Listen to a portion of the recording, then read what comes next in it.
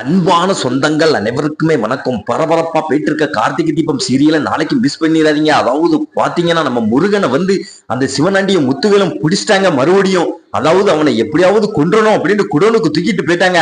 அதாவது அந்த பழிய தூக்கி நம்ம கார்த்திக் மீது போடணும் அப்படின்னு அந்த சந்திரா பிளான் போட்டு கொடுத்துருக்கா.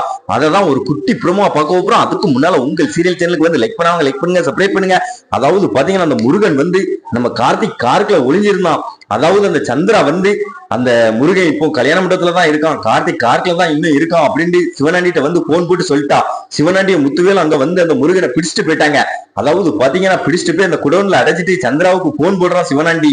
சந்திரா, நீ சொன்ன மாதிரி முருகனை பிடிச்சு நம்ம குடோனுக்கு கொண்டாந்தாச்சு, இப்ப என்ன செய்யணும், இவனை கொன்றட்டா அப்படின்னு சொன்னவனே சரியான முகூர்த்த நேரம் வரையும் அந்த முருகனை போட்டு தள்ளிருங்க. போட்டு தள்ளிட்டு கார்த்திக் மீது அந்த பழியை தூக்கி போட்டுருங்க. அதுக்கடுத்து போலீஸ்காரங்க இங்க கல்யாண மண்டபத்துக்கு கார்த்திகை அரெஸ்ட் பண்ண வருவாங்க. ரேவதி கழுத்துல தாலி ஏறும் போது அந்த கார்த்திகை பையில கண்ணு முன்னால அரெஸ்ட் பண்ணி கூட்டிட்டு போகணும். அதாவது தன் மனைவி கல்யாணத்தை பார்த்துட்டு அவன் ஜெயிலுக்கு போட்டு அப்படின்னு அந்த சந்திரா சொன்ன உடனே அந்த முருகனை பத்திரமா குடோன்ல வச்சிருக்காங்க. நம்ம கார்த்திகை எப்படியாவது இன்னும் கொஞ்ச நேரம் தான் இருக்கு முகூர்த்த நேரத்துக்கு, அதுக்குள்ளே அந்த முருகனை கண்டுபிடிக்கணும் அப்படின்னு மறுபடியும் தேடி போறாரு. அதுக்கடுத்து பாத்தீங்கன்னா அந்த குடோன் பக்கத்துல போனோடனே ஒரு சத்தம் கெட்டுச்சுது. அதாவது நம்ம கார்த்திக் உள்ள போறாரு. அதுக்குள்ளே அந்த சிவனாண்டிய முத்துவேலும் முருகனை கத்தியால குத்திட்டு அங்க இருந்து ஓடிட்டாங்க. அதுக்கடுத்து அந்த முருகன் மயங்கி கிடந்தான். சார், நீ குத்திட்டு பழிய உங்க மேல தூக்கி போடுறதுக்கு தான் அவங்க பிளான் பண்ணிருக்காங்க, நீங்க இங்க இருந்து போயிருங்க சார் அப்படின்னு சொன்னோன்னே, முருகா நீ எப்படியாவது நான் செல்லுல வீடியோ ஆன் பண்றேன், எல்லா விஷயத்தையும் சொல்லு அப்படின்னு சொன்னோன்னே அந்த முருகன் வாக்கு மூலம் எல்லாத்தையும் சொல்லிட்டான்.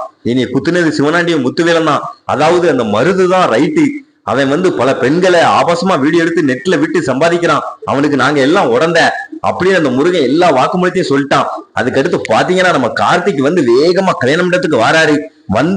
ரேவதி கல்யாணத்தையும் நிப்பாட்டி அந்த வாக்குமூலம் எல்லாத்தையுமே காமிக்காரு. தரமான எபிசோட நாளைக்கு மிஸ் பண்ணிடாதீங்க. அதுக்கு முன்னால நம்ம சேனலுக்கு லைக் பண்ணுவாங்க, லைக் பண்ணுங்க, சப்ஸ்கிரைப் பண்ணுங்க.